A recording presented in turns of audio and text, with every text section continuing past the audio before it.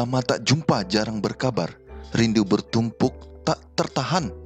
Jadilah insan yang selalu sabar, orang sabar disayang Tuhan.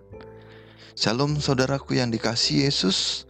Kita bertemu lagi pada pagi ini, pagi yang cerah ini, pagi yang penuh sukacita ini, pagi yang penuh semangat ini, pagi yang membawa sukacita, yang membawa berkat, yang membawa semangat, yang membawa kesatuan dan persatuan, yang membawa kemuliaan bagi Tuhan dan rasa syukur yang tidak terbatas. Hari yang cerah ini saudara, kita bertemu lagi dalam YouTube channel Hidup Karena Kasih Karunia Allah. Biarlah kita bertemu dalam keadaan sehat dan tetap bersemangat dalam aktivitas kita, dan kita mempunyai rencana-rencana yang indah dan membawa kebaikan bagi sesama kita manusia dan lingkungan di sekitar kita. Saudara, mari kita mulai ibadah kita pagi ini dengan berdoa bersama-sama. Mari kita berdoa. Tuhan yang baik, terima kasih untuk tidur yang nyenyak, pagi yang cerah, bangun dengan tubuh yang segar, dan semangat kami untuk bekerja, untuk belajar, untuk melayani, untuk memenuhi harapan-harapan kami dan orang-orang di sekitar kami, orang-orang yang kami kasihi. Biarlah Tuhan segalanya terjadi, bisa kami lakukan hanya karena tuntunanmu, arahanmu, dan kekuatan darimu Roh Kudus, sehingga kami melakukan sesuai dengan kehendak-Mu saja. Bapa kami yang baik, saat ini kami akan belajar firman-Mu Tuhan. Biarlah firman yang kami akan pelajari membawa kami pada pemahaman yang semakin kuat akan kebesaran, keselamatan, keagungan, dan kemuliaan-Mu. Tuhan, kami percaya segala sesuatu telah Engkau siapkan untuk kami tetap menikmati kebersamaan kami dengan kemuliaan dan kasih karunia-Mu. Terima kasih Bapa atas segalanya. Biarlah tuntunan-Mu Roh Kudus yang selalu ada dalam hidup kami. Dengarkanlah doa kami ini Tuhan. Sempurnakan dan berikan jawaban yang terbaik dalam hidup kami sesuai dengan kehendak-Mu saja. Di dalam nama-Mu Tuhan Yesus Kristus, penebus dosa kami berdoa dan mengucap syukur selalu. Haleluya, amin. Sahabat dalam Yesus, judul renungan pagi kita pada hari ini adalah Sabat dan Dunia Alamiah. Mari kita baca ayat hafalan bersama-sama. Langit menceritakan kemuliaan Allah, dan cakrawala memberitakan pekerjaan tangannya. Mazmur 19 ayat 2. Oleh sebab itu, melalui penciptaan kita harus mengenal Khalik itu.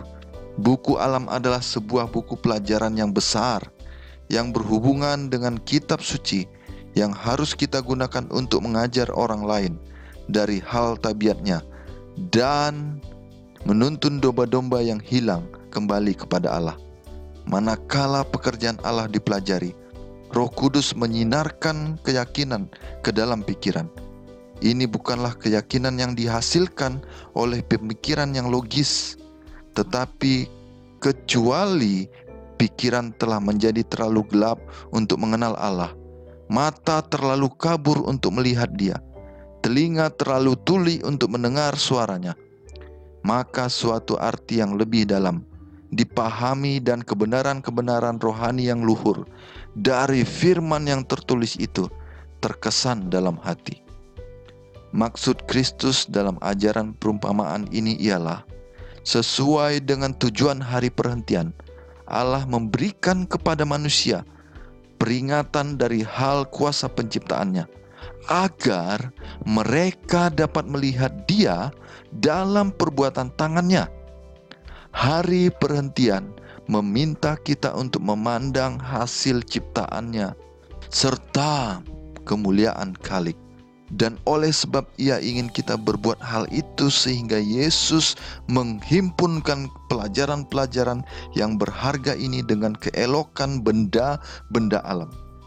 Pada hari perhentian kudus, di atas segala hari-hari yang lain, kita harus mempelajari pekabaran-pekabaran yang ditulis Allah bagi kita dalam alam.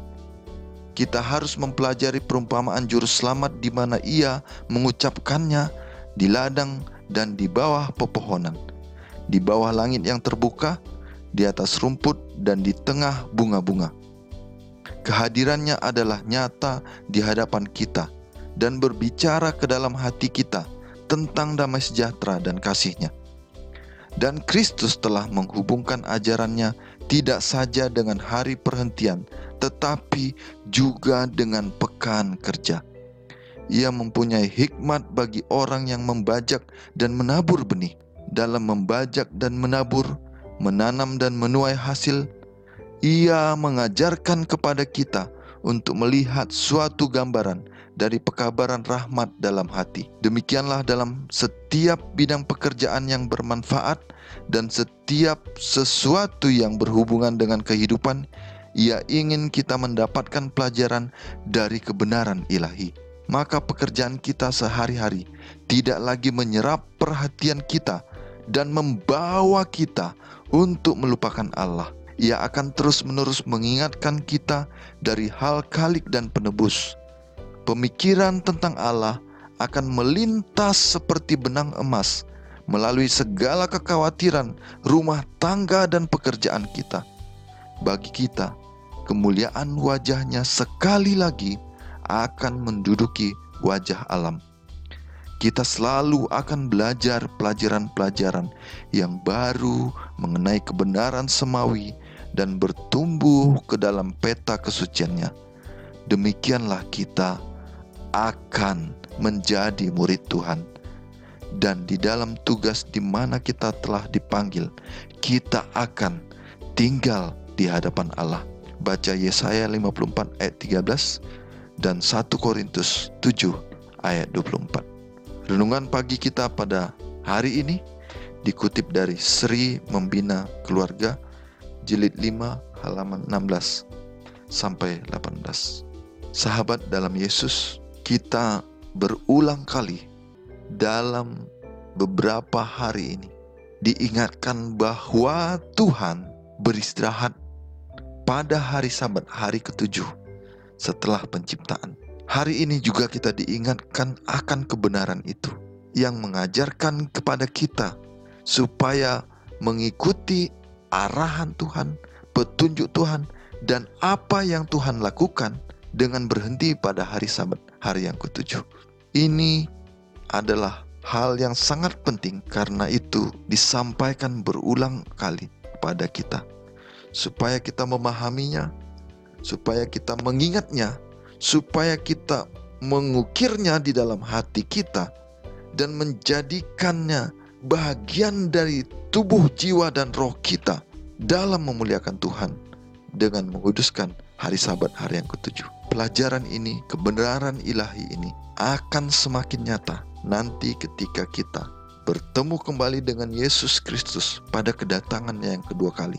Ketika kita dibawa pada kehidupan yang kekal, semua akan diberi jelas untuk kita mengerti bagaimana Allah menginginkan kita berbakti, memuliakan Tuhan, dan beristirahat pada hari yang ke-7. Kiranya saudara, kita benar-benar mengarahkan pikiran kita kepada Allah yang benar, kepada domba Allah, Sang Khalik dan Penebus kita, yang menunjukkan bagaimana Allah yang kuasa itu sendiri beristirahat di kubur pada hari Sabat. Biarlah kita bisa mengerti kehendak Allah dalam hidup kita dan menjadi murid Tuhan yang tetap setia memuliakannya pada hari yang kudus. Biarlah nama Tuhan dimuliakan dan kita dibawa pada iman yang semakin kuat. Mari kita sama-sama berdoa. Tuhan yang baik, terima kasih Tuhan untuk firman yang Tuhan berikan. Biarlah firman ini Bapa menuntun kami untuk mengerti kehendak-Mu dalam menguduskan hari Sabat, menyembah Engkau, mengagungkan dan meninggikan Engkau. Bapa, kami bersyukur untuk kesehatan dan sukacita yang Tuhan berikan. Biarlah kami tetap memuliakan-Mu dalam segenap hidup kami, menikmatinya karena kasih karunia-Mu saja. Pimpinlah kami dimanapun kami berada Tuhan. Biarlah kami menjadi anak-anak Tuhan yang membawa jiwa-jiwa memuliakan Tuhan, menguduskan hari Sabat, hari yang ketujuh, untuk menikmatinya dalam kasih karunia-Mu. Terima kasih Bapa atas segalanya. Mohon ampunkanlah segala dosa kami, supaya kami layak di hadapan-Mu, dan doa kami menjadi persembahan yang harum di hadapan-Mu, yang Tuhan sempurnakan agar layak di hadapan-Mu Bapa, dan Kau berikan jawaban yang terbaik bagi kehidupan kami seluruh umat manusia, dan kemuliaan bagi nama-Mu. Terima kasih Tuhan atas segalanya. Di dalam nama-Mu Yesus Kristus, Tuhan dan penebus kami yang baik, kami berdoa dan mengucap syukur selalu. Amin.